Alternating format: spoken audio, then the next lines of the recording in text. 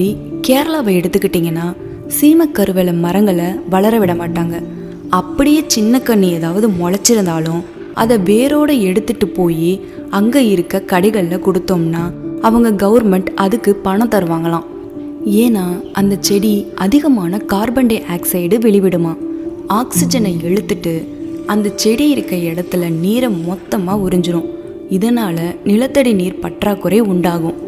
இந்த மாதிரி அவங்க ஊரை அவங்க சேஃபாக பார்த்துக்கிறாங்க. இவ்வளோ பிரச்சனை பண்ணுற அந்த செடியை நம்ம விட்டு வைக்கலாமா? ஸோ இனிமே உங்கள் வீட்டுக்கிட்ட இருக்க இந்த சீமக்கருவேல செடியை பார்த்தீங்கன்னா வேரோட பிச்சு போட்டுருங்க. இதை நீங்கள் பண்ணிவிட்டு எனக்கு ஒரு கமெண்ட் பண்ணுங்கள். இந்த இன்ஃபர்மேஷனை ஒரு யூடியூப் வீடியோவாக நினைக்காம உங்கள் நண்பர்கள்ட்டையும் சொல்லி மரங்களை நடுங்க. சீமக்கருவேலையை வேரோட எடுங்க. பூமியில் நம்ம கார்பனை வெளியேற்றும்